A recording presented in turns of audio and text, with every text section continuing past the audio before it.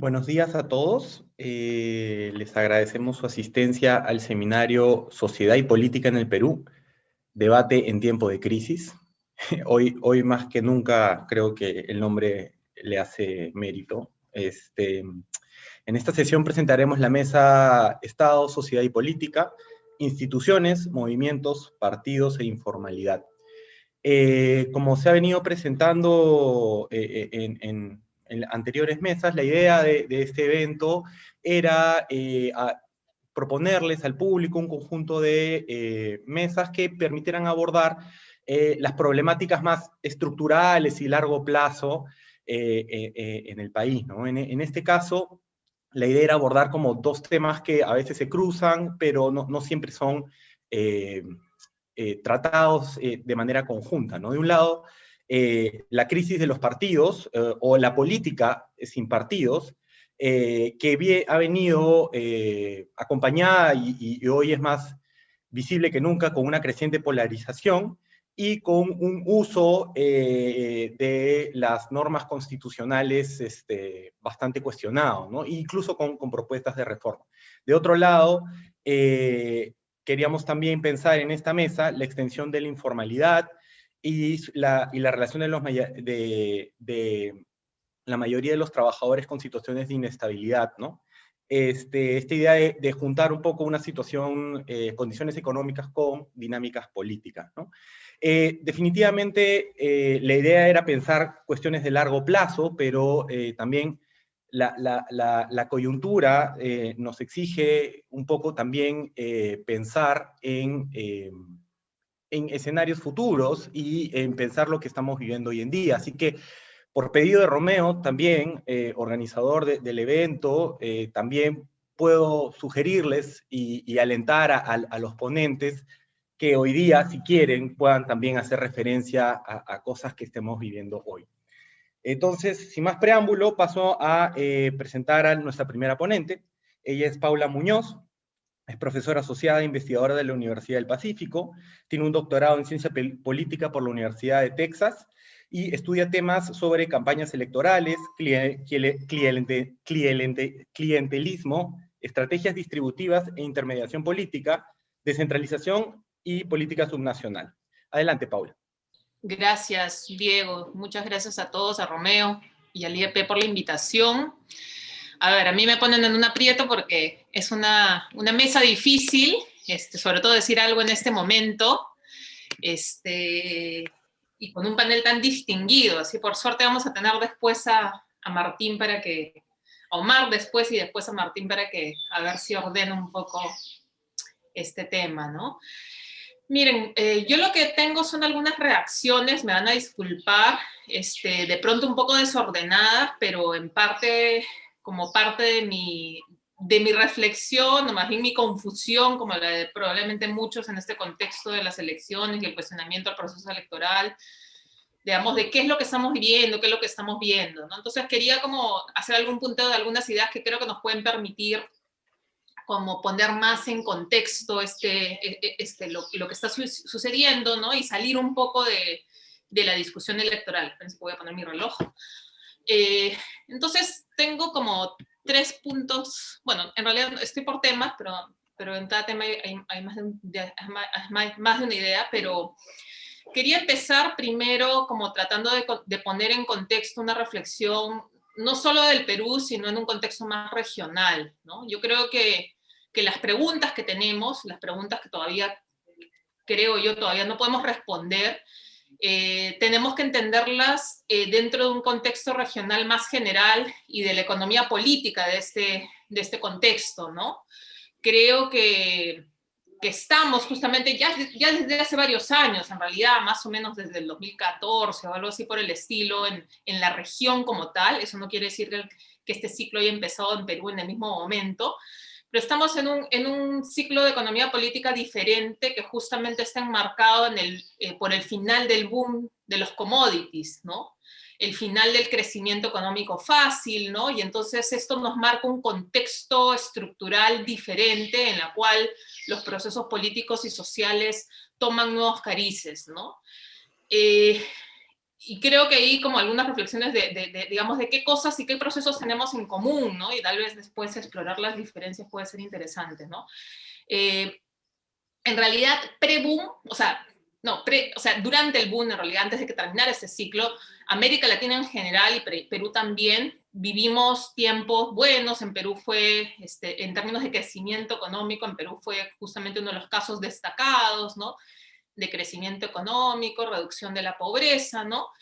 Y se dieron procesos importantes de incorporación, sobre todo económica, ¿no? Pero que al mismo tiempo todos supimos, o no sé, no todos, ¿no? Pero muchos justamente cuestionaron, ¿no? Porque fueron procesos también limitados, ¿no? Precisamente en el IEP hay varias investigaciones que publicaron al respecto, por ejemplo, señalando las limitaciones o la precariedad, la vulnerabilidad de estas, por ejemplo, nuevas clases medias, que digamos que son sectores sociales nuevos que emergen, ¿no? Y sobre los cuales todavía sabíamos muy poco en este contexto de crecimiento, ¿no? Son sectores nuevos, digamos, hay procesos de movilidad social pero inacabados porque tienen una base económica, en algunos casos mayor, exclusivamente con precariedades más en el plano social, y también son sectores que a nivel de la región latinoamericana también presentan nuevas demandas, ¿no? Nuevas demandas políticas, ¿no? Entonces, estos nuevos sectores que surgen con el boom, y que tal vez ese es un punto que creo que hay que ver y hay que entender en lo que viene después de cuando termina el boom de los commodities, también van a tener nuevas demandas y nuevos problemas, ¿no? Y que van a ser generales digamos, se van a ver de diferentes formas en la región, ¿no? Entonces, creo que la emergencia política también, o digamos, de este sector diferente, es algo sobre lo cual tenemos que preguntarnos más, ¿no? No sé si lo hemos estudiado lo suficiente en términos de su incorporación, sus demandas políticas, ¿no? Y lo que significa, ¿no? Creo que también cuando termina este ciclo de crecimiento económico se va haciendo más evidente en la región también que este crecimiento vino acompañado de reducción de pobreza, pero mantuvo en algunos casos incluso incrementó la desigualdad, y esto ha generado pues descontento también, ¿no? Nuevas demandas y descontento en la región, sobre todo en el momento en el que el crecimiento económico empezó a ralentizarse, y más aún obviamente en momentos en los cuales se empiezan problemas económicos, ¿no? En términos políticos, creo que es importante también ver cómo en estos años previos ha habido, o sea, este marco de este nuevo contexto post-boom ya está generando una serie de procesos diferentes en la región latinoamericana, ¿no? O sea, no en vano, por ejemplo, el descontento, las nuevas demandas también ya estaban produciendo un mayor descontento, por ejemplo, con los partidos políticos en muchos otros países de la región en los cuales se creía que estos en algún momento eran más fuertes, ¿no? La brecha de representación en este sentido también se agranda, ¿no? Un colega nuestro, Juan Pablo Luna, que en realidad es uruguayo pero trabaja en Chile, ¿no? Ya hace varios años que hablaba de la posibilidad de la peruanización de la política latinoamericana, que es evidentemente lo que está avanzando y ha avanzado más claramente en el caso chileno, ¿no? Lo vemos hoy con el gran número de independientes que justamente han ganado en la elección de los constituyentes, ¿no? Pero entonces tenemos estos procesos de descontento que en algunos casos se está canalizando o se ha canalizado con la elección de outsiders, ¿no es cierto? Y en otros ha despertado también procesos de gran movilización ciudadana, ¿no? Y también tenemos contextos, digamos, algunos países que, digamos, viven estas nuevas tensiones, pero en un contexto donde hay polarización política previa y entonces se suma, o hay algún tipo digamos, de nuevo actor que polariza, ¿no? O sea, que en este contexto más bien de crisis, de descontento, entra y polariza, ¿no? En la escena política, ¿no? Entonces, creo que es algo importante también tener esto como marco de fondo y también recordar algo bien importante que nos viene de la región, ¿no? Que en este momento en el cual el descontento es el que está en alza, las alternativas, digamos, o las respuestas a este descontento no están viniendo y no han venido solamente en la región desde la izquierda, ¿no? Sino que más bien hemos visto precisamente cómo en la región nos han precedido también el auge de otros tipos de populismo como de derecha, como respuesta a estos contextos de crisis, descontento con el sistema político, con el establishment, ¿no? Entonces hemos visto cómo, por ejemplo, en Brasil hemos tenido un Bolsonaro y un proceso de polarización política muy agudo que justamente está viviendo luego de la emergencia de ese populismo de derecha, o lo estamos viendo ahorita con El Salvador, ¿no? Y Bukele, y ya los riesgos que este país, este último en particular, está viviendo en términos de empezar a tener problemas serios con su democracia, ¿no? Entonces creo que esto hay que tomarlo en cuenta porque Perú no es pues ajeno a estos procesos de cambio, pero obviamente los vivimos desde nuestro propio contexto, ¿no? Condicionados por lo que tenemos como contexto previo en el país, ¿no? Entonces, ¿qué cosa vivimos? O sea, ¿qué cosa hay?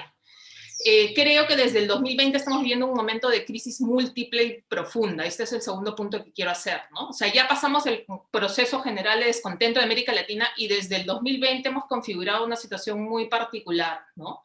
En el Perú se conjuga esta crisis, una crisis político-institucional muy aguda, o sea, que va más allá de la tradicional, ya diríamos, clásica crisis de representación peruana, sino que tuvimos este enfrentamiento de poderes que terminó en un grado de inestabilidad muy alto, todos lo conocemos, ¿no? Y que en realidad lo que dejó o lo que produjo es que los niveles de desafección, de descontento ciudadanos con el sistema político, con el establishment, subieron a un pico máximo, ¿no? Podríamos decir desde la transición democrática del 2000, ¿no? Una crisis política que además ha sido exacerbada por los efectos de la investigación internacional del caso Lavallato, que es otro fenómeno que también han vivido varios de los países en la región, ¿no? Pero a eso le sumamos una crisis sanitaria por el COVID y el colapso de nuestro sistema de salud, especialmente el sistema público, pero en general, ¿no? Por el contexto previo de baja capacidad estatal que teníamos y todos los problemas acumulados que no se resolvieron en este momento de crecimiento económico, como lo sabemos, ¿no? Y esto nos deja como el país con más muertos per cápita de la región y probablemente del mundo, ¿no? Sobre todo desde que se sinceraron las cifras, ¿no? Y obviamente sabemos que el 2020 no solamente empieza la crisis sanitaria, sino que también Perú está viviendo una crisis económica muy aguda, que ha hecho que 3 millones de peruanos vuelvan a caer en pobreza, miles pierdan su empleo y tengan que de nuevo hacer esfuerzos colectivos para comer, es decir, una precarización económica también muy grande, ¿no? Y ahí yo dejo a Omar porque él es el que sabe mucho más de todo el tema digamos, de informalidad y de todo, de lo que implica esto, ¿no? Pero entonces esta crisis compuesta, múltiple, nos deja en una situación en la cual ya desde el 2020 ya nos podíamos plantear una pregunta importante, ¿no? Que ya había sido planteada por Carlos Alberto Bellancén cuando nos preguntaba si ya estamos frente a una situación, o sea, podríamos pensar que estamos frente a una situación de coyuntura crítica, ¿no? Que es un periodo como significativo de cambio, capaz de producir legados o efectos de largo plazo en términos de las instituciones políticas, ¿no? Entonces, un poco yo creo que podría, o sea, que entrando a esta discusión, que vale la pena creo retomarlo, ¿no? Desde el 2020 ya estamos en un escenario de crisis que abre las puertas, ¿no? A la reconfiguración política, ¿no? Y yo creo que seguimos viviendo esta incertidumbre, esta etapa abierta en donde las posibilidades de cambio son grandes y todavía no tenemos un rumbo claro como lo vemos y lo sabemos, ¿no? Entonces, creo que hay que entender en la campaña y el contexto de lo que estamos viviendo, este auge de la polarización tan fuerte que de pronto aparece como si saliera de la nada, ¿no? De la polarización política, que era algo que no habíamos vivido antes en el Perú como tal, de polarización política que llegara a la sociedad, ¿no es cierto? ¿No? Entonces, tal vez nos puede servir, pero realmente si vamos, o sea, hacia dónde vamos y hacia dónde se van a configurar estas tendencias, creo que yo no lo tengo claro y creo que todavía falta bastante por ver y falta ver también cómo van a responder y van a actuar los diferentes actores políticos y sociales que en este momento están movilizados, ¿no? Un segundo punto antes de terminar brevemente planteando algunas preguntas que creo que nos deja la campaña, ¿no? Y el proceso que estamos viviendo. Creo que un punto importante también general y que tenemos que preguntarnos y pensar y de pronto también estudiar mejor en el Perú, es también este nuevo contexto que también ya no es regional, sino es mundial, que es el impacto que está teniendo las nuevas tecnologías y las redes sociales en la política, ¿no? O sea, obviamente eso es una pregunta importante de cómo inciden estas para las campañas electorales y para el propio gobierno, ¿no? Para el propio ya día a día de la política y del gobierno, ¿no? Y de la gobernabilidad.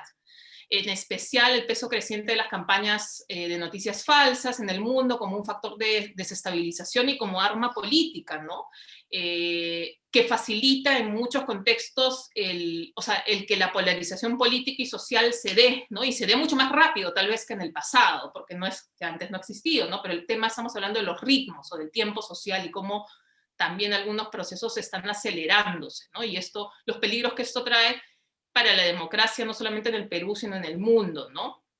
Tal vez importante decir también que en el mundo, también en el último reporte de BIDEM, digamos que son un grupo que hacen mediciones sobre democracia, llamó a su reporte este año la viralización del autoritarismo, ¿no? De la autocratización, ¿no? O sea, también hay una preocupación creciente en el mundo por el avance de diferentes formas de autoritarismo en el mundo, más electoral que cerrado, pero igual, ¿no? O sea, es una tendencia también en la cual estamos viviendo.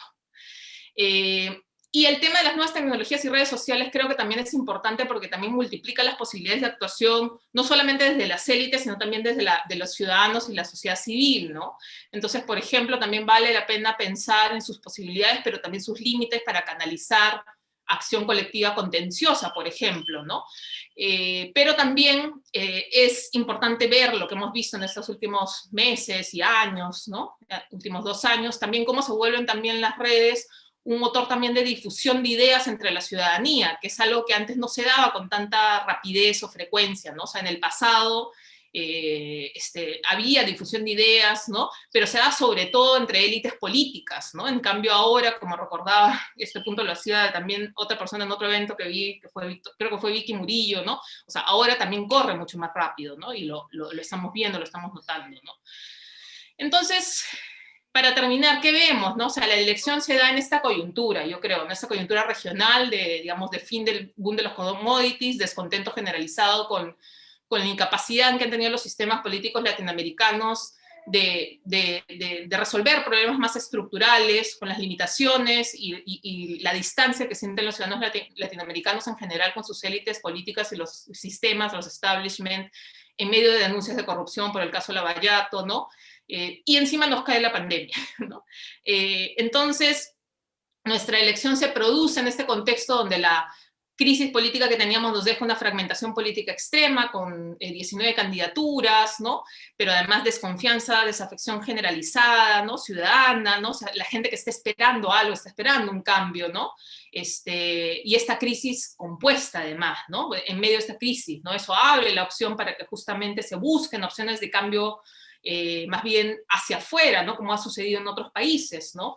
Y hemos visto que en algún momento ese hacia afuera significó la subida de López Aliaga, pero terminó siendo, digamos, otro tipo de respuesta finalmente por el tipo de, digamos, creo yo, de clivajes o de divisiones políticas preexistentes que están ahí, estaban latentes en términos de las divisiones socioeconómicas y territoriales que tenemos y que fueron politizadas, ¿no? Entonces, a esta campaña de un discurso populista, de un lado, ¿no? Un populismo más de izquierda, ¿no? Por un lado, con una respuesta de una campaña de miedo, ¿no? De polarización. O sea, hemos terminado con este proceso de polarización tan grande, ¿no? Y esto creo que es lo más grave que estamos viviendo, porque creo que las cosas realmente en estos días están saliendo de control y lo que está en juego es bastante serio, ¿no? Yo creo que está en juego la democracia, más allá de quién, o sea, nos están abriendo una serie de dudas y problemas, ¿no? Entonces, yendo más allá de esta preocupación, lo que me quedan son más bien algunas preguntas también, ¿no? Una pregunta sería, por ejemplo, si podríamos ver justamente este momento como un momento de crisis, de coyuntura crítica, que finalmente puede llevar a que las cosas cambien. Y ojo, y que se construyan nuevos espacios institucionales en la política, y estos no necesariamente tienen que ser mejores, ¿no? Entonces, por ejemplo, ¿no? En la ciencia política hay algunas teorías que esperarían justamente un contexto de crisis y polarización profunda, de conflicto como el que estamos viviendo, sobre todo si este continúa, si se extiende, ¿no? Y se organiza, que justamente es una oportunidad para la construcción partidaria, ¿no? Entonces, podríamos estar al inicio a puertas o algo así como de la politización y organización de una nueva derecha que vaya más allá del fujimorismo o que incluya el fujimorismo de alguna forma, pero definitivamente sabemos que uno de los ganadores de esta elección también ha sido el conservadurismo, ¿no? Sin duda, dependiendo de las decisiones que tomen, ¿no? En estos días y meses que vienen, Castillo podría también capitalizar este momento, sobre todo si se plantea seguir una estrategia más bien populista, ¿no? de estilo populista de gobierno y polarizar también por el lado, como ha venido haciendo en la campaña, ¿no? Pero ahí creo que es importante pensar y decir que Castillo no es Morales, aunque le guste, ¿no es cierto? ¿No? Porque le falta el más, ¿no? O sea, Castillo no es parte de un movimiento social previo, organizado, ¿no? O sea, sí recoge la insatisfacción muy grande de un sector del país, ¿no? Pero no viene de algo orgánico, ¿no? Y más bien no tiene un movimiento social que preexiste y del cual él proviene, ¿no? Pero un poco la pregunta podría ser si es que él va a tratar de movilizar la calle y construir algo a partir de ahí, ¿no? Un apoyo organizado como ruta de un afianzamiento de su posible estrategia populista sobre todo para convocar el tema de la Asamblea Constituyente, ¿no? No creo ahí que la tenga fácil por una serie de condiciones, ¿no? Que, digamos, preexistentes justamente desde la debilidad de nuestra debilidad relativa, ¿no? Del nivel de articulación de los movimientos sociales en el Perú y de la sociedad civil en general, y también por la oposición de las élites en Lima, y también porque tengo dudas, ¿no? Como conversaba el otro día con Rodrigo Barrenechea también sobre el tema de populismo, del cual él es experto ahora, sobre su talento, ¿no? Es un poco la capacidad que él tiene y que es clave para los populismos exitosos en la región, ¿no? Entonces, para terminar, simplemente decir, creo que hay que esperar, hay que ver. No podríamos cerrar también que en esta opción, en estos meses que vienen también, creo que ahí viene mi espacio optimista, de que también podría darse un espacio en el cual la polarización política que estamos viviendo genere un espacio para que el centro político, el centro un poco más republicano, si quieren, o democrático, progresista, que es el que ha perdido en esta elección, no perdimos, yo me considero parte de ese centro progresista, perdimos en la primera vuelta, ¿no? O de la centro izquierda progresista, no sé, cabe ver y esperar a ver cómo se desenvuelvan los procesos, pero creo que estamos justo en ese momento en el cual yo tengo más preguntas y respuestas y hay que recordar que también, también conversaba en una clase excelente que dio Omar Coronel en mi clase en Ciencia Política sobre movimientos sociales en el Perú, que discutimos sobre el tema. Recordar también una cosa que también él decía, ¿no? O sea, hay sin duda algunos movimientos sociales que han destacado en estas últimas décadas, o sea, que se ve, y obviamente el más fuerte, el más robusto, sigue siendo el movimiento de derechos humanos, al cual se suma el NOA Keiko, ¿no? Digamos, esta organización antifujimorista que tenemos como identidad política que también ha trabajado Carlos Meléndez, ¿no? Pero otro tema grande que también tenemos como contexto, y por eso me preocupa más también lo que venga más hacia la derecha, es que también vemos el fortalecimiento de un contramovimiento religioso conservador que se ha vuelto más robusto en los últimos años, que sale a disputar las calles, que es algo que además estamos viendo, que está movilizando también el fujimorismo en estos días, ¿no? Entonces, estamos en un escenario en el cual la posibilidad de organización o de cambiar dinámicas de falta de politización de hace muchos años está abierta, pero hacia diferentes lados y lamentablemente hacia extremos, ¿no? Entonces, lo dejo ahí como dudas, preocupaciones, preguntas, y me callo porque ya llega a los 20. Gracias, Paula. Ahora pasaremos a presentar la segunda ponencia a cargo de Omar Manqui, a quien presentaré a continuación. Omar es profesor del Departamento Académico de Ciencias Sociales y Políticas de la Universidad del Pacífico e investigador del Centro del CIUP, de la misma universidad. Es doctor y magíster en Relaciones Laborales por la Universidad de Cornell y bachiller y licenciado en Sociología por la Pontificia Universidad Católica del Perú. Su trabajo se centra en el estudio de las relaciones laborales en espacios como sindicatos textiles, minas y universidades. Te doy uso de la palabra, Omar. Tienes 20 minutos. Ok, muchas gracias por la invitación para poder escuchar y aprender de mis colegas y poder compartir alguna que otra idea que espero sea útil para pensar estos inciertos tiempos. Creo que igual que la mayoría de personas o de quienes estamos en la academia estos días, no tengo la suficiente claridad en este punto para animarme a decir mucho sobre el presente y en realidad suelo por eso esconderme en mis temas de investigación y en mis cosas, así que, y en parte por eso también esperé hasta el final para ver qué iba a presentar exactamente hoy. Primero no se sabía quién ganaría, luego porque cuando sabíamos, o parece que sabemos, todavía no se oficializa, y aún cuando se oficialice parece que va a estar en disputa eso. Así que en esa incertidumbre es medio difícil organizar ideas. Además, es una incertidumbre que si uno, dependiendo de los círculos en los que se mueva, pasan de anunciar la destrucción del país o su renacimiento. Y entonces es todavía más difícil encontrar espacios para pensar en esto. Yo espero lo mejor, por supuesto, pero un poco con, no sé, con la fe de quien viaja en una combi. Y iremos viendo qué pasa. Entonces, en este ambiente de pesimismo, y medio la sensación de estar mirando un abismo y ojalá no saltemos, tuve varios problemas para imaginar qué iba a decir. Por supuesto, tengo algunas cosas sobre sindicatos, algo sobre universidades, y de repente vuelvo sobre esos puntos. Pero quizás quería hacer algo un poco más general, y para eso, en realidad, yo decidí no mirar tanto el presente, sino el pasado. En el proceso, por supuesto, acabé más pesimista, pero creo que es útil retroceder y mirarnos para contextualizar un poco qué es lo que enfrentamos. Por supuesto, no todo lo que vivimos es igual que hace 20 o hace 50 años, así que es interesante comenzar a preguntarnos, ok, ¿qué ha cambiado? ¿Qué podría cambiar? Pero yo voy a hacer trampa hoy día y no voy a hablar tanto de eso, de qué está cambiando, qué va a cambiar, sino que más bien me interesa de repente rescatar algo así como una tradición, y volver a hacer un ejercicio de imaginación con ustedes, para recoger algo así como 3 temas, 3 imágenes que se produjeron en otra crisis, la crisis, la que solía ser la peor de nuestra historia, la de los años 80, para ver si sirven de algo hoy, para pensar algunos de los temas que van surgiendo hoy en la sociedad civil o en la cultura política, en la relación compleja entre sociedad y Estado.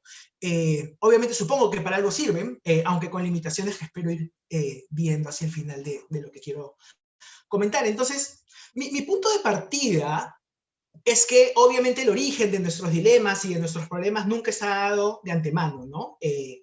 Cuando Julio Kotler escribe Clases, Estado y Nación, acaba volviendo a la época colonial para intentar entender un periodo específico, y dentro de su libro, el capítulo dedicado a la formación capitalista dependiente es el más largo de todos, ¿no? Al que se dedica con más detalle, y por supuesto no es casual. Si vamos a la época, al periodo donde él escribe el libro, o a los 80s, encontramos que intelectuales como Flores Galindo, Manuel Burga o Aníbal Quijano dedican libros enteros a las primeras décadas del siglo XX, y hay una búsqueda de encontrar pistas en ese periodo, ¿no? Es el periodo donde además surgen más estudios acerca de Mariátegui, y se intenta encontrar ahí pistas para entender las crisis del 70 y 80. Y en nuestros tiempos, y aquí por supuesto hablo como alguien que ingresó a la universidad en 2002, el inicio de nuestros tiempos, por decirlo así, inicia con las reformas de Fujimori. En las perspectivas más radicales, todo lo bueno y todo lo malo inicia ahí, ¿no? Si eres Jaime de Altaus, nuestro crecimiento económico y el milagro; si te posicionas más bien en la izquierda, la crisis de todos los derechos sociales, como si en los 80 el asunto hubiera ido bien. En cualquier caso, se asume esta mirada donde eso es el inicio de todo. Y, por supuesto, Ciertamente dentro de estas perspectivas existen matices, felizmente hay muchos matices que buscan ver continuidades y herencias, legados, pero en la narrativa general, sea para explicar el fin de los sindicatos, el inicio del emprendedurismo del peruano, el clientelismo, la informalidad, la precariedad, todo comienza ahí. Obviamente hay excepciones de nuevo, pero es lo que suelo encontrarme. Pero como decía antes, creo que esto no está dado de antemano y creo que hacer el ejercicio de ir a los 80s puede ser interesante. Creo que no es del todo desencaminado, porque por supuesto, en un periodo donde la muerte ronda cerca, de crisis económica, personajes del pasado que aparecen como fantasmas, hace algún sentido pensar ese momento, sobre el cual, por supuesto, no tengo muchos recuerdos, pero sí algunas imágenes, porque claro, cuando yo ingresé a la universidad, en parte me enamoré de sociología y de las ciencias sociales por leer La Otra Modernidad, o Tiempo de Plagas, o Desborde Popular, y con el tiempo, medio que algunos de esos títulos me parecieron que envejecieron peor que en otros, pero algunos otros títulos de esa década, Cero el Desarrollo Relativo, los trabajos de Gonzalo Portocarrero sobre el racismo, adquirieron, digamos, cierta luminosidad en mi caso y para mi propio trabajo actual. Entonces, los 80 es una década donde la producción académica es atrevida, ¿no? Atrevida y novedosa, y en parte por eso me interesa rescatar esa vieja tradición. Probablemente porque quienes ingresaron a ciencias sociales en los 70 alcanzaron alguna madurez, a pesar de todos los temas políticos que cruzan mucha de la obra que se va a producir en ese momento. Pero creo que también hay una urgencia del contexto, una urgencia que, a pesar de todos nuestros problemas, no hemos sentido nosotros en los últimos 20 años y que comenzamos a sentir ahora, ¿no?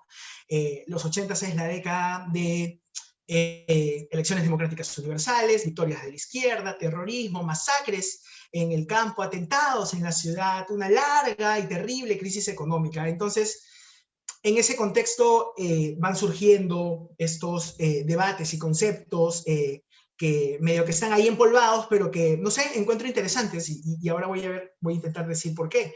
Anomia, utopía andina, otra modernidad, mito del progreso, informalidad, van adquiriendo cierta relevancia en medio de estas discusiones. Y creo que hay tres cosas que me han hecho volver a viejos libros de esa década, ya de hace más de 40 años, o hace 40 años. Hay tres temas que quiero subrayar y que creo que pueden ser útiles de pensar a través de eso, a pesar de los límites que tienen. Primero, la discusión sobre emprendedores o clasistas, ¿no? Gisela Canepa, en un ensayo que publicó hace un par de semanas, notaba cómo qué interesante es la figura de alguien como Pedro Castillo, ¿no? Porque uno tiene a una persona que en principio parece ser antineoliberal, pero con una casaca de la marca Perú y pocas cosas más símbolos del emprendedurismo del peruano que eso, y conservadora. Y Gisela notaba cómo estos tres discursos se unen y se mezclan de diferentes formas, y eso es algo que a mí me parece súper valioso y creo que tendemos a olvidarlo, pero que aparece como una discusión seria en los 80s. Pienso, por ejemplo, cómo hay estos debates sobre la figura del informal, de emprendedor versus el obrero clasista, y eso uno lo nota en los debates sobre el libro de Hernando de Soto, por ejemplo. Pero Gisela nota que no es necesario que estos pueblos sean antagónicos, y yo estoy de acuerdo con eso, y creo que ahí hay algo que tenemos que rescatar de algunos textos de ese momento, ¿no? Una de las entrevistas de las que más he aprendido últimamente fue un migrante guantino, que llegó a Lima en los años 60, sin nada, se volvió obrero metalúrgico, sindicalista, clasista en los 70s, fue dirigente de la comunidad industrial a mediados de esa década, pero con la crisis de los 80, a inicios de esa década, sale del trabajo despedido y usa los ahorros para abrir una panadería en su casa. Tiene buen olfato empresarial, además aprovecha los controles de precio de la década, le va súper bien, y hoy en día tiene panaderías en todo Lima. Es una biografía súper interesante, súper cargada de cosas, y es un relato que yo encuentro atractivo, llamativo, porque no hay rupturas radicales, ¿no? Claro, si yo fuera de izquierda le diría traidor, si soy de derecha le diría que al comienzo de su vida se equivocó y ahora ya es un emprendedor exitoso, pero él no ve nada de eso. Él encuentra que el sindicato le enseñó leyes, la comunidad industrial algo de administración, el clasismo a saber que la política es crucial y a ser sensible con las necesidades de los otros. Cada momento va sumando en su narrativa, ¿no? Y hoy con mucho dinero, es una persona que no tiene mayores problemas para criticar a las grandes empresas, al gobierno o a la izquierda. Es un caso bien particular, pero de nuevo no es muy lejano a lo que decía hace un rato sobre la lectura de Gisela sobre el emprendedurismo y el clasismo en el país. Hay algo ahí que todavía necesitamos nombrar mejor. Y creo que necesitamos admitir estas paradojas, ¿no? Y no ir a un lado o a otro, sino hacer investigación, conversar con quienes se mueven en esos caminos para intentar entender estas fracturas incluso internas. Y de nuevo, pienso que textos clásicos de los 80s, como La otra modernidad de Franco, vuelven sobre esto, vuelven sobre la heterogeneidad. Intentan notar qué es lo que ocurre ahí, o el trabajo de Daniel Parodi, ¿no? Sobre estos obreros que dejan el clasismo y se vuelven informales, y hay mezclas ahí. Creo que de haber vuelto antes sobre estos textos, mejor. Creo que usando esos textos podríamos elaborar perfectamente críticas, al menos analíticas, a textos más bien propagandísticos, como los de Jaime Daltaus o Rolando Arellano sobre los nuevos limeños, porque de alguna manera nos ayudan a mirar la complejidad de la cultura política en el mundo de la precariedad. Y por supuesto, son textos que también deberían servir para criticar a esta izquierda más dura, más dogmática, que hasta hoy, 30 años luego, todavía no tiene una respuesta, una alternativa o algo más o menos sensato, serio, riguroso que decir sobre la informalidad o el emprendedurismo.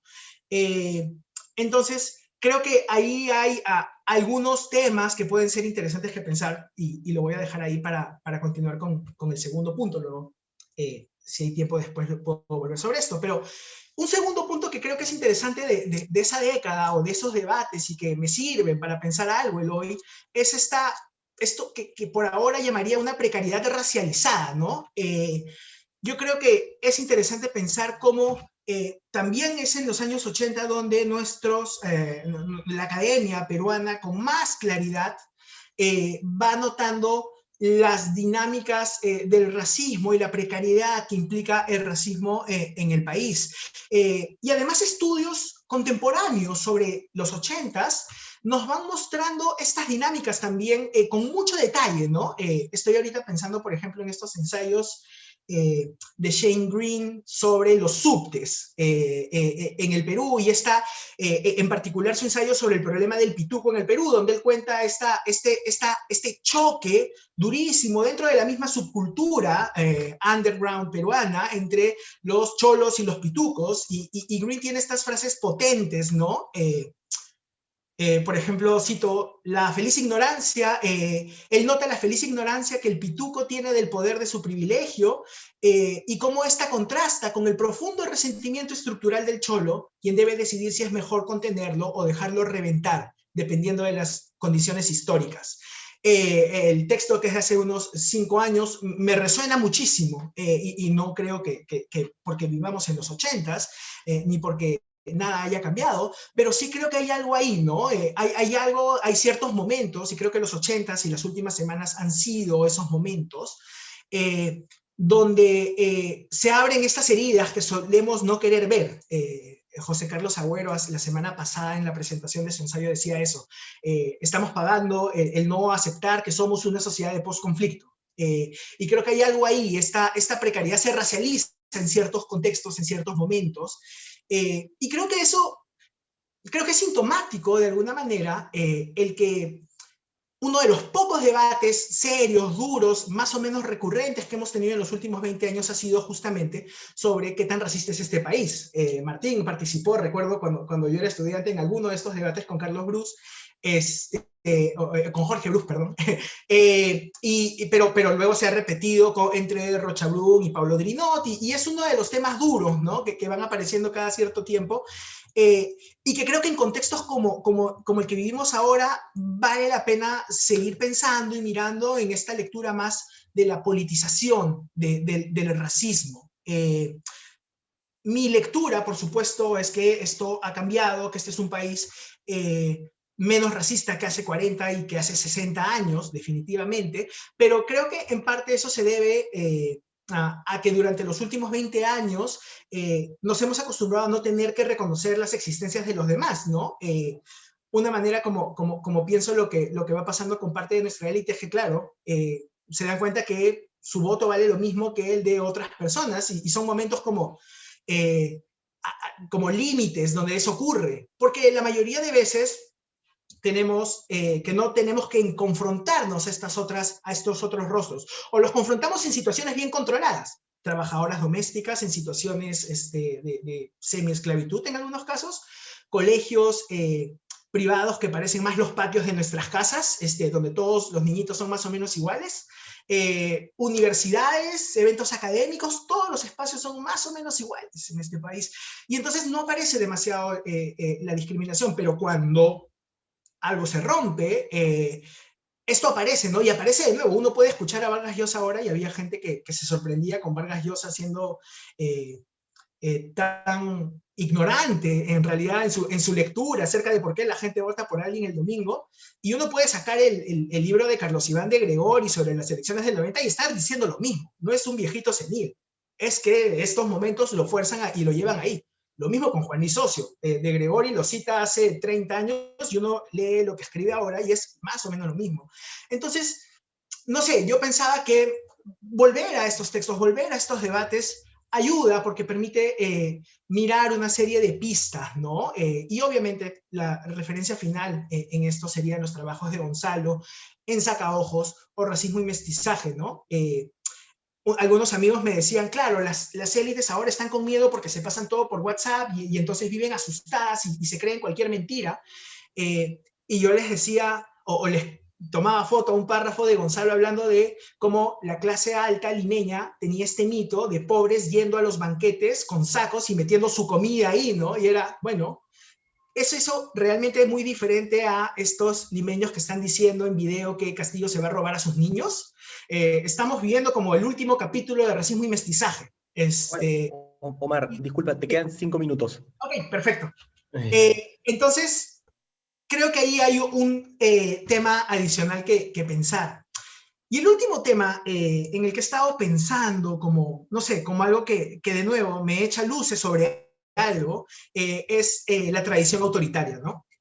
Y aquí, por supuesto, mi aproximación a la democracia es mucho más cotidiana por mi propia deformación profesional, así que no me voy a meter en el campo de la democracia más formal, la relación con el Estado como procedimiento, sino en este sentido que le da Flores Galindo en la tradición autoritaria, ¿no? ¿Qué va ocurriendo cuando en un país resuenan nuevamente acusaciones de terrorista o fascista todo el tiempo?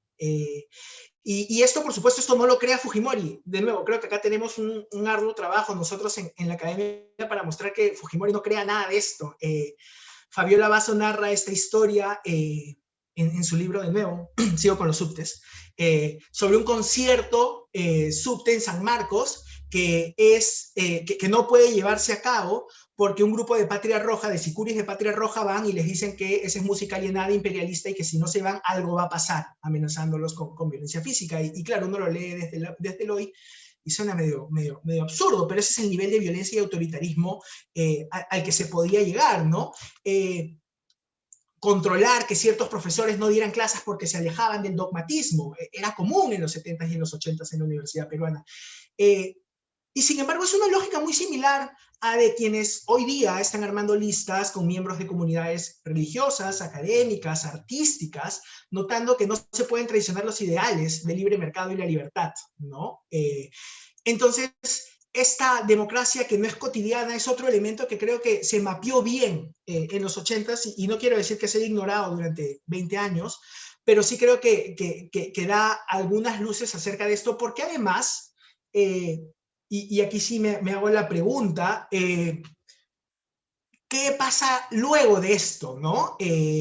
una de las cosas que a mí más me llamó la atención, y aquí voy acabando, cuando estaba haciendo mi trabajo de campo en Chile, es la manera como los obreros chilenos veían la violencia, y ellos no la juzgaban ni le tenían tanto miedo a la violencia como los obreros peruanos. De pronto hablábamos de una quema de buses en una huelga, y los obreros chilenos me decían, bueno, esto tenía que pasar, porque es parte de la lucha, pues, compañero. Y no tenían demasiados problemas para hacerlo, y el elemento contencioso en sus dinámicas, al menos en el mundo obrero, no es extraño. Cuando yo hablaba sobre momentos de violencia con obreros peruanos, todos vivían asustados, ¿no? Y decían, no, acá no somos terroristas, buscan evitar la violencia.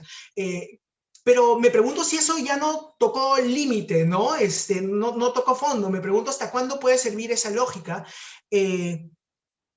Sobre todo si es que se llega a dar que alguien de un sindicato, que en principio no debería terruquear, gana las elecciones. ¿De qué manera se maneja eso? ¿De qué manera se legitiman ciertas prácticas contenciosas? Es una pregunta que me hago, y de nuevo me lleva a ese viejo mundo donde los trabajadores podían tomar una fábrica y enfrentarse con violencia, sin miedo, y legitimarla. Eso, por supuesto, me asusta, pero es algo que creo que vale la pena preguntarse, y vale la pena que de alguna manera volvamos a eso. Lo último, me va a tomar solamente un minuto, que quiero decir es que, por supuesto, no creo que todo lo que he dicho, estos tres elementos que he notado, que creo que pueden ser útiles de pensar estos días, tengan que funcionar tal cual hoy. Por supuesto, creo que este es un país bien distinto en varios elementos, y creo que esos textos tienen un montón de problemas para ser adaptados, pero creo que tienen algunas luces que he intentado notar. Entonces quería solo cerrar nombrando 3 de esos problemas o 4 de esos problemas. Primero, no dicen nada sobre actores que han surgido estos días. Paula notaba un par de ellos que creo que son fundamentales. Ciertas clases medias, producto del boom económico que vivimos, y una derecha más popular. Segundo, no son textos que sean muy buenos para captar el Estado, no proponen una mirada fina acerca del Estado y cómo funciona, no salen del manual del marxismo al entenderlo, al menos la mayoría de ellos.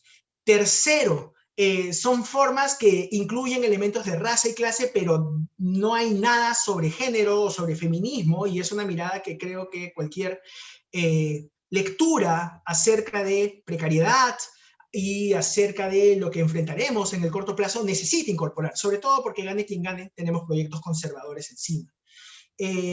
Y cuarto, creo que son miradas que tienen sentido en un horizonte de futuro donde creían en algo mayor, ¿no? Y creo que hoy no hay nada de eso, no hay actores organizados a nivel nacional, no hay partidos fuertes, y creo que no hay una imagen que sea muy clara como guía. Quiero decir, si la guía es seamos como Bolivia, hay algo ahí limitado. Entonces creo que no quiero decir con todo lo que he dicho que wow, mira, volvamos a esto, pero sí que hay algunas cosas que creo que hemos dejado de ver y que permiten leer nuestras crisis. Eso, gracias. Muchas gracias, Omar. Bueno, finalmente pasaremos a la tercera ponencia, que está a cargo de Martín Tanaka, a quien presentaré a continuación. Martín es doctor en Ciencia Política por la Facultad Latinoamericana de Ciencias Sociales, Flaxo, con sede en México. Es investigador principal del Instituto de Estudios Peruanos, del que fue director general, y actualmente es profesor principal del Departamento de Ciencias Sociales de la Pontificia Universidad Católica del Perú, y también director de la Escuela de Gobierno y Políticas Públicas. Es también columnista político semanal en el diario El Comercio. Bueno, Martín, pues cuando tú quieras. Gracias, gracias Diego, gracias a Romeo por la invitación, y bueno, encantado de participar en este panel y de aprender de Paula y de Omar.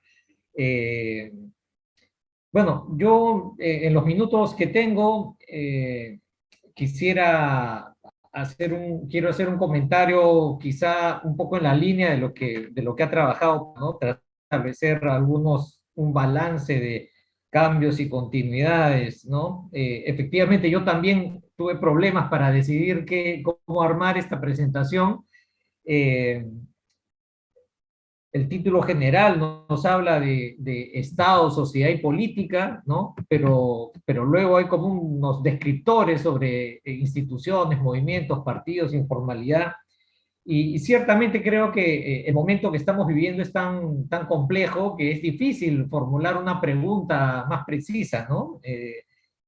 En algún momento Romeo quizá me sugirió meterme al tema más específicamente institucional y ver las reformas políticas y las relaciones ejecutivo-legislativo, en fin, pero creo que eso no es lo central en la agenda en este momento, ¿no? Y por lo tanto yo también seguí un poco el criterio que siguió Paula en su presentación, ¿no? Si es que, siguiendo lo que también decía Diego, ¿no? Si es que tratamos de ubicar la coyuntura, mirándola en una perspectiva más amplia, ¿qué es lo que uno puede concluir, ¿no? Y efectivamente yo también tengo la sensación de que estamos viviendo un momento de cambio. Creo que a mí me queda claro que lo que estamos viviendo es muy diferente a lo que vivimos entre el 2001 y el 2016, por así decirlo. Yo creo que uno compara lo que hemos vivido, lo que estamos viviendo y lo que hemos vivido en el tiempo reciente con 2001, 2015 y uno dice, estamos en otro lugar, ¿no? Esto es diferente de lo que pasó en esos 15 años. Claro, no sabemos cómo va a terminar esto que estamos viviendo, ¿no es cierto? Entonces, pero sí es difícil de imaginar una simple vuelta a las cosas, a la normalidad previa, ¿no? Eso es bien difícil de imaginar y por lo tanto creo que uno podría estar relativamente seguro de que lo que viene va a ser diferente, solo que no sabemos cómo va a ser, ¿no? Entonces, en esa línea, analizar la coyuntura, digamos así, pensar los cambios nos lleva a mirar un poco la coyuntura, ¿no? Y la coyuntura nos puede decir algunas cosas de las tendencias que se han roto y de lo que podría venir, ¿no? Entonces, efectivamente, tratar de mirar, hacer este balance entre continuidad y cambio nos va a llevar a comentar las cosas que están pasando o que han pasado, ¿no? Entonces, empecemos hablando de dónde venimos, ¿no? Yo creo que si es que uno intenta hacer una caracterización general de qué pasó entre 2001 y 2015, 16, con el beneficio que da estar ubicados ahora, ¿no es cierto? ¿Qué es lo que uno mira?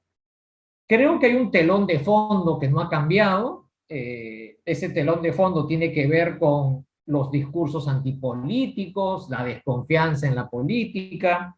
Eso es algo que se mantiene, incluso hasta podríamos decir que se acentúa, ¿no? La debilidad de las instituciones, seguimos teniendo instituciones muy frágiles, ¿no? Aunque uno podría decir avanzamos de una manera importante en muchas áreas, hubo continuidad institucional y hubo fortalecimiento de algunas instituciones, pero ciertamente todo con condiciones muy precarias, ¿no? Lamentablemente fáciles de revertir, con actores políticos muy débiles, ¿no es cierto?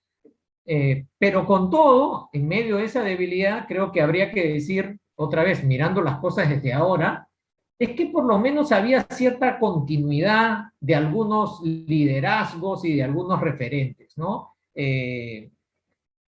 Hace algunos años, imagínense, solíamos decir como que hay un elenco estable de candidatos, ¿no? No sabíamos quién iba a ganar, todos eran personalistas, sus partidos eran débiles, pero ya uno siempre sabía cuáles eran los candidatos que iban a presentarse a las elecciones y más o menos sabíamos quiénes iban a ser los grandes protagonistas de la elección, ¿no? Y, digamos, yo recuerdo que muchas veces cuando me preguntaban sobre estas cosas en el pasado, creo que decíamos, la elección se va a definir entre estos tres o cuatro,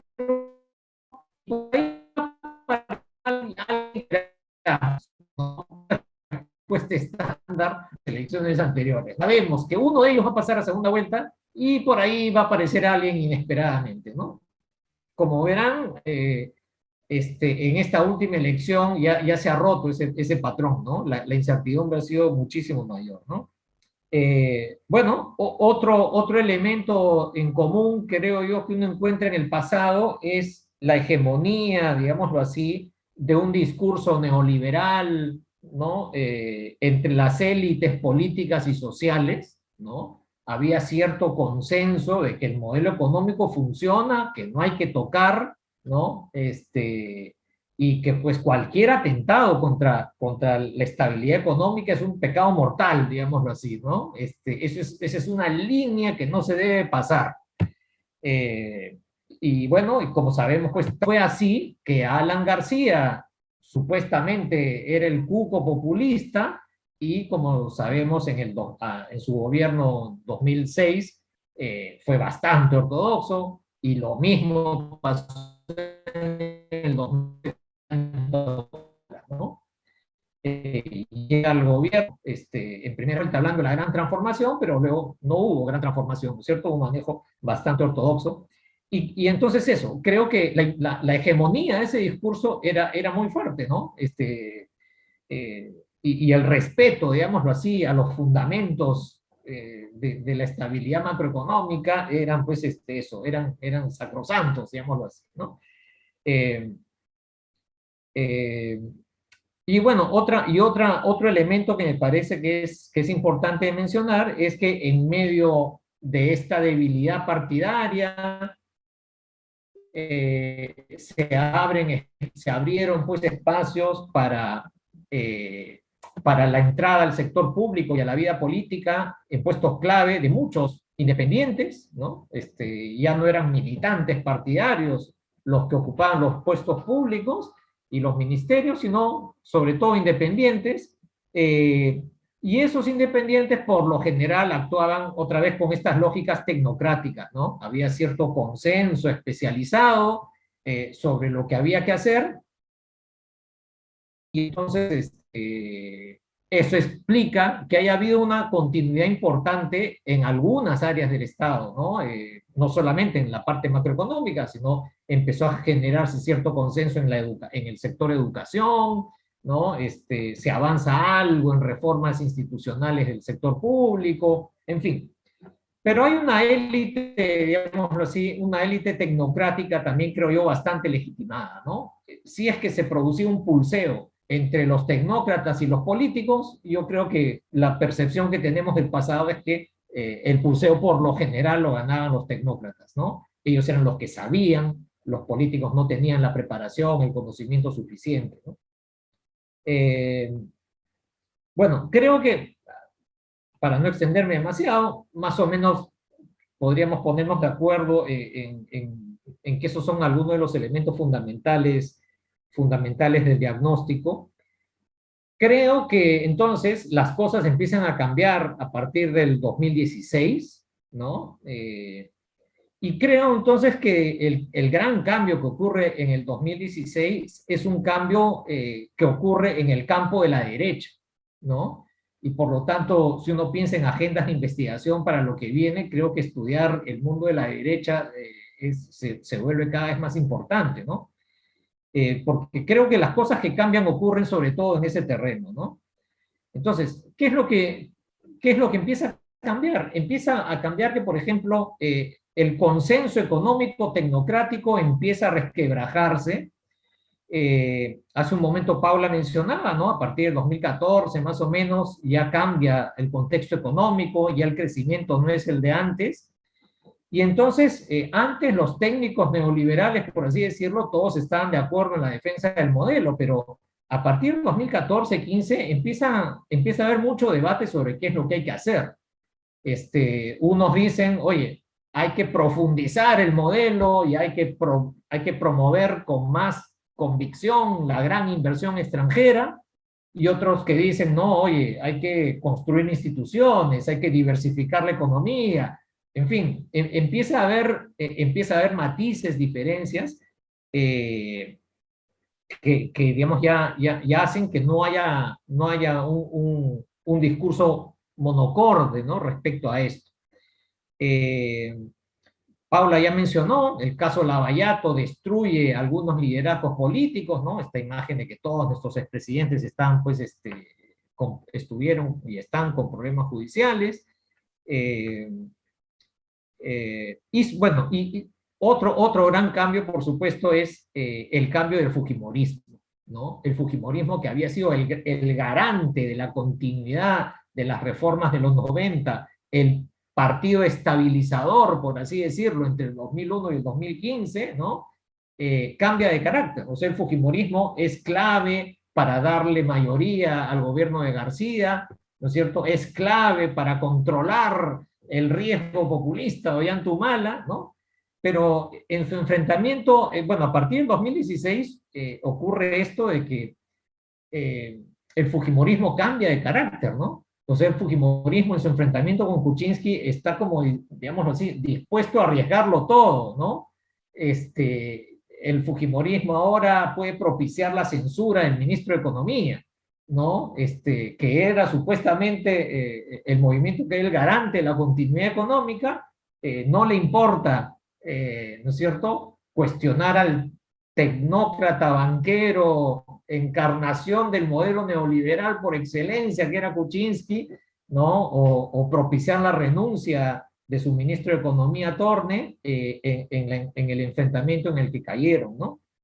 Entonces, el fujimorismo empieza a convertirse en esto que también Paula mencionó, a caer en esta lógica de populismo de derecha, ¿no? Y deja de ser ese actor guardián de la ortodoxia, ¿no es cierto?, y de la reivindicación del legado económico de los 90 que había sido. Y bueno, y empieza a ocurrir algo de lo que también hemos hablado, la extensión de este mundo de la derecha de discursos crecientemente conservadores, ¿no? Entonces, claro, las primeras clarinadas de esto han sido pues los movimientos como Con mis hijos no te metas, ¿no? Esto de lo que estábamos hablando de movimientos de derecha conservadores que ganan la calle, que son capaces de movilizar a miles de personas, ¿no? Que intentan disputarle la calle a movimientos tradicionalmente de izquierda. Es algo relevante, ¿no? Eso que estuvo en el plano social, que tuvo la capacidad de, digámoslo así, ponerle trabas a la implementación del enfoque de género en la educación, que fue, en fin, y que fue capaz de bloquear algunas iniciativas legislativas a favor de, por ejemplo, la unión civil, ¿no es cierto? Empieza a tener cada vez más importancia y lo que hemos visto en la última elección es que ha dado el salto hacia la representación política con Rafael López Aliaga, ¿no? Entonces, es digamos, la derecha también ha cambiado de carácter, ¿no? O sea, una cosa era la derecha más moderada, más liberal, que intentaba proyectar Lourdes Flores, digamos así, en el 2006, ¿no? Y otra cosa es Rafael López Aliaga, ¿no? Creo que hay un cambio muy notorio en el discurso político. O sea, hemos pasado de decir, oigan, esto del enfoque de género, no hay que ser revanchistas, ¿no? Sí, los derechos de las mujeres son buenos, pero tampoco hay que ser extremistas, ¿no? O sea, hemos pasado de ese tipo de discurso a un discurso en el que se dice esto de la ideología de género o del enfoque de género es una porquería y debe ser erradicada, ¿no? O sea, hemos dado ese salto discursivo que me parece que es muy notorio, muy notorio, ¿no? Muy notable. Y lamentablemente creo que hay que decir que yo antes de estar en esta reunión estuve en otra en donde Julio Carrión, conversando con Julio Carrión, Julio decía, quizá uno de los grandes ganadores de esta elección ha sido Rafael López Aliaga, ¿no? Y lamentablemente creo que tiene mucho de cierto. Estuvo a punto de entrar a la segunda vuelta, ¿no? Creo que si no lo logró es por su propio extremismo, ¿no? O sea, él mismo decidió mantenerse en un discurso extremista y por eso es que teniendo la posibilidad de entrar a segunda vuelta, creo que la perdió, pero creo que ha ganado lamentablemente a un nivel discursivo, ¿no? Uno mira la conducta postelectoral del fujimorismo y uno mira los aliados que han salido para cuestionar las elecciones y uno encuentra el discurso de López Aliaga, ¿no? La OEA es una porquería, ¿no? Los observadores internacionales vienen a pasear, ¿no? Vienen a tragar, a comer, ¿no es cierto? Y no son turistas, no sirven para nada. Ese tipo de discurso ya se ha sentado en el mundo de la derecha, ¿no? Es una cosa tremendamente preocupante. Y así como, fíjense, después de 1990, en la derecha se decía, Mario Vargas Llosa perdió la elección, pero su discurso ganó, ¿no? O sea, el discurso de promover el mercado, la libertad de empresa, ¿no es cierto? Las reformas orientadas al mercado se volvieron sentido común. Lamentablemente, tal vez tendremos que decir algo parecido con López Aliaga, ¿no? O sea, él perdió la entrada a la segunda vuelta, pero su discurso se ha instalado entre quienes están ahora cuestionando la elección, ¿no? Y bueno, y además ya empiezan a haber manifestaciones muy preocupantes que anuncian pues algo así como un protofascismo, ¿no es cierto? Si uno mira bien las definiciones de fascismo, yo hasta hace poco decía, bueno, yo creo que todavía no da para hablar de fascismo, porque si bien hay una derecha extrema, digamos, no hemos dado el paso hacia algo así como un protofascismo, pero lamentablemente en los últimos días ya lo vemos, ¿no? O sea, ¿cuál es el paso siguiente hacia el protofascismo? La constitución de grupos de choque, ¿no es cierto? Y el recurso de la violencia. Y entonces cuando uno mira manifestaciones en la casa del presidente del Jurado Nacional de Elecciones, en la casa del jefe de la OMPE, ¿no es cierto? Uno ya empieza a ver que, oye, ya se está empezando a dar ese paso, ¿no? Cuando periodistas en televisión dicen, vamos a Palacio de Gobierno, ¿no? Y vamos a sacar al presidente Sagasti en pijama, y hay apelaciones preocupantes de ese tipo, ¿no? En fin, no quiero extenderme demasiado, pero creo que el panorama está bastante claro. Martín, tienes todavía 5 minutos, por si acaso. Sí, sí, pero ya estoy terminando. Entonces, creo que todo esto marca pues un escenario en el cual uno dice, estamos en un momento diferente, ¿no? Estamos en un momento diferente. Lo que hemos visto en estos días es que además otro paso más allá es un discurso que empieza a cuestionar la legitimidad electoral, ¿no es cierto? También de manera abierta, ¿no? Que el ex almirante Montoya, que es, fíjense, uno de los congresistas más votados, o el congresista con mayor votación, ¿no es cierto?, salga a decir con total desparpajo que habría que organizar nuevamente las elecciones, ya incluso nos lleva a decir que la derecha ha pasado la raya del respeto a la institucionalidad electoral, ¿no es cierto? Ahora, ya para ir terminando, algunas perspectivas, ¿no? Claro, el gran problema de esto es que al frente de esto que está pasando en la derecha, en el mundo de la izquierda lo que hay es fragmentación, indefinición, ¿no es cierto? Hay múltiples opciones que no terminan de cuajar, y lamentablemente también lo que uno tiene es un centro político que ha sido pulverizado, ¿no es cierto?, que, como decía Paula, ha sido duramente golpeado en estas elecciones, ¿no? Entonces,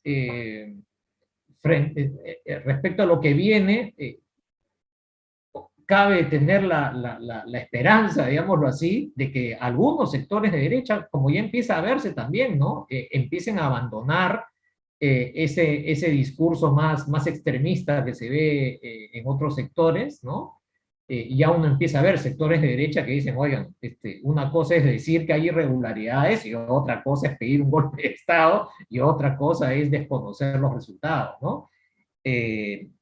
Y creo que también esto lleva a una reflexión por el lado del eventual gobierno de Pedro Castillo, ¿no? Creo que el nivel de virulencia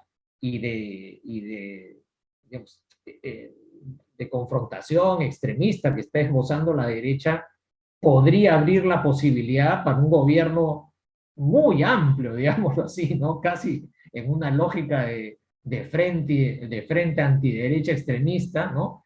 Que podría abrirle un rumbo inédito al país, pero bueno, todas son opciones complicadas en este momento, ¿no? Gracias. Muchas gracias, Martín, muchas gracias, Paula, muchas gracias, Omar. Bueno, ahora hay una ronda final que hemos pensado, cada uno tiene 5 minutos y la idea es como plantearles un poco las inquietudes que han surgido entre los participantes, ¿no? Estamos recogiendo los comentarios del Facebook. Mira, justo conectando un poco con lo que cerraba Martín, ¿no? Hay una persona que pregunta, por ejemplo, ¿cómo subsiste el fantasma del fascismo en el discurso político? Si podemos hablar ya de o no el surgimiento de un discurso, por lo menos, fascista, ¿no? Hay otra pregunta más acerca de cuál es el papel más que le correspondería a las ciencias sociales en esta coyuntura y cuál ha sido el rol que ha tenido también las ciencias sociales como actores también en este sistema en los últimos 20 años, ¿no? También porque hay un rol que han cumplido las ciencias sociales dando también opinión en medios de comunicación, que además hoy día cumplen un rol fundamental, hablando de los discursos extremistas, ¿no? Estamos viendo que el surgimiento de los discursos extremistas no surgen en el vacío, ¿no? Hay cajas de resonancia bien importantes que se están generalizando para ese tipo de discursos. Yo solamente, y esto ya es una pregunta mía, me interesa mucho el tema de los actores, ¿no? Creo que si hay algo que pueda articular la ponencia de los tres, es el tema de los actores, ¿no? Hay una discusión entre nuevos actores, nuevas clases medias que mencionaba Paula, con tradiciones más antiguas, que como las mencionaba, ¿cómo se llama? Omar, y creo que queda claro que del lado de la derecha hay una notoria, un nuevo resurgimiento de ciertos nuevos actores, ¿no? Con nuevos discursos, además.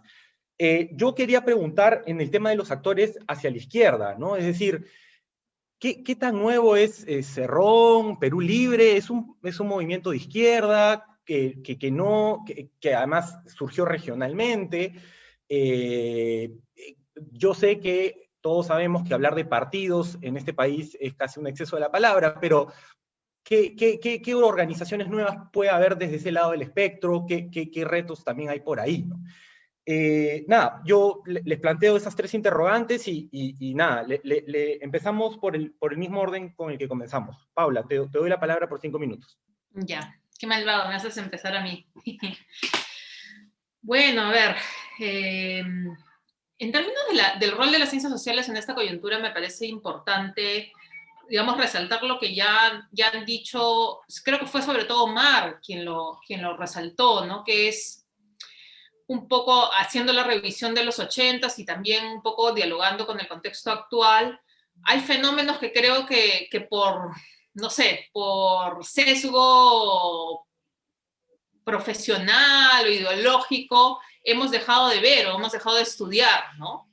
Entonces creo que, por ejemplo, todo este mundo nuevo de lo conservador, ¿no? Y el conservadurismo no está siendo suficientemente trabajado, estudiado en Perú aún, ¿no? O sea, bueno, hay casos destacables importantes como Pérez Guadalupe, también Flores, este chico Guillermo Flores, también algo han hecho, pero como que hay digamos, este tema digamos, que además ya nos sorprendió en las elecciones previas, ¿no?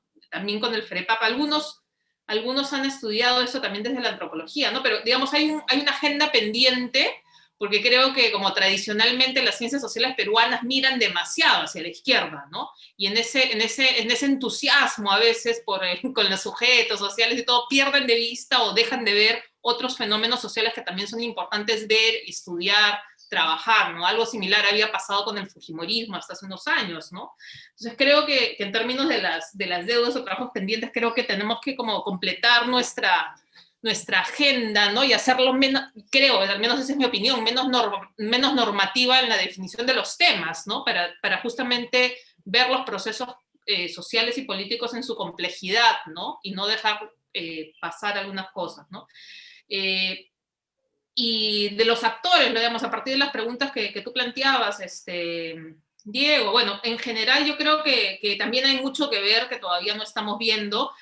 Creo que sobre este tema de quiénes son las nuevas clases medias, la precariedad de estas y un poco hacia dónde se inclinan, ¿no? También, porque no podemos asumir que son clases medias, más bien, o sea, no podemos asumir que tienen una orientación política determinada tampoco, ¿no? Pero creo que vale la pena también un poco preguntarnos sobre eso. Yo recuerdo algunos trabajos que han hecho en el IEP donde más bien un poco la conclusión que recuerdo de esta investigación de zapatillas sin marca era, ¿no? No me acuerdo el título exacto, era un poco más bien la despolitización, ¿no? Más bien entonces vale la pena como seguir viendo qué tanto esto ha cambiado, ¿no? En el contexto de los últimos años, ¿no? Y hay este elemento común, creo, en varios países latinoamericanos de también estas nuevas generaciones que son hijos de familias que han salido adelante, ¿no? Y en medio del crecimiento económico, pero después se encuentran con una serie digamos, de limitaciones más estructurales, problemas, ¿no? Insatisfacciones que son las que han generado también parte de la movilización que estamos viendo en muchos países, ¿no? En Chile es muy claro, en Colombia creo que también hay algo de eso. O sea, sin irnos muy lejos, noviembre 20 de acá en Perú también, ¿no? Hay un elemento de pensar quiénes fueron Inti y Ryan, no sé un poco de dónde venían, ¿no? O sea, creo que todavía no sabemos mucho, ¿no? Pero obviamente parte del tema en Perú es que muchos de estos nuevos sectores también están empezando recién a politizarse o empezando a interesarse y tal vez eso es un cambio que creo que vale la pena ver, observar. ¿Y qué tan nuevo es Perú Libre, Cerrón? La verdad es que yo no tengo una respuesta. Yo creo que lo que es, no sé qué tan nuevo sea, a mí me parece que es más parecido a lo que a las organizaciones de izquierda que ya existían o que existen hace muchos años, ¿no? Tal vez lo nuevo es el momento, ¿no? Y la figura que Castillo tiene, o sea, es como el contexto más estructural de la crisis que le da una oportunidad a una figura como Castillo, ¿no? Y ahí creo que no es tanto una izquierda organizada como tal, sino hay un factor también, creo, identitario muy importante de quién es Castillo y cómo eso es lo que de alguna manera resuena, ¿no? Acerca a muchos electores que lo ven como un liderazgo esperanzador, que puede representar un cambio real a diferencia de otros, ¿no? Entonces creo que por ahí más bien iría para mí más bien una idea de esta sensación de que hay mucho de motivo, mucho de identificación y todavía muy poco de organización, ¿no es cierto?, detrás, ¿no? Entonces no sé qué piensan los demás, pero yo me quedo más bien todavía con muchas preguntas, la verdad. Gracias, Paula. Omar, te doy la palabra. Ok, en realidad no tengo, digamos, estoy totalmente de acuerdo con lo que mencionaba Paula, quizás solamente complementaría, pero solamente es eso, complementar algunas cosas, partiendo de la idea de que tengo muchas más preguntas, intuiciones que respuestas, porque creo que más bien el reto es, desde las ciencias sociales, seguir ahondando en ellas, ¿no? Entonces, pensaba primero en esto de en la primera pregunta, creo, acerca de, ok, estábamos frente a un movimiento fascista, ¿cómo se ve esto? ¿Cómo entender esta movilización de la derecha? Y efectivamente, creo que es un tema que no hemos visto lo suficiente, pero a la vez creo que valdría la pena ampliar un poco la pregunta y verla como, ok, ¿qué pasa con esta movilización contenciosa, violenta por parte de sectores conservadores? Y de pronto ahí sí tenemos algunas pistas, ¿no? Paulo Drinot ha estudiado algo acerca del anticomunismo a mediados y un poco antes del siglo XX. Están las cosas acerca de Sánchez Cerro y el fascismo peruano en los 30s, ¿no? Y están, en realidad, uno puede mirar también desde ahí al APRA anticomunista en los 50, 60, ya aliado con Odría, y qué tipo de movilizaciones tiene. Por supuesto, no es el mismo conservadurismo que vemos ahora, pero creo que hay pistas acerca de la violencia, no solo en la izquierda, sino también en la derecha y en el movimiento anticomunista, que pueden ser interesantes para intentar pensarnos ahora. Y de nuevo, solo es un complemento sobre lo que Martín y Paula decían hace un ratito. Segundo, sobre el papel de las ciencias sociales, creo que el principal obviamente es seguir haciéndonos preguntas, ¿no? Y seguir intentando ser conscientes acerca de nuestras propias limitaciones y de nuestras propias tendencias, si quieren, para poder hacernos buenas preguntas y lograr responderlas rigurosamente. Entonces, eso creo que es evidente. Sí sería más crítico, sin embargo, respecto de, si tuviera que serlo, respecto de cómo hemos ido haciendo ciencias sociales en los últimos, no sé, 20 años, y en realidad este es un problema general de todo el país.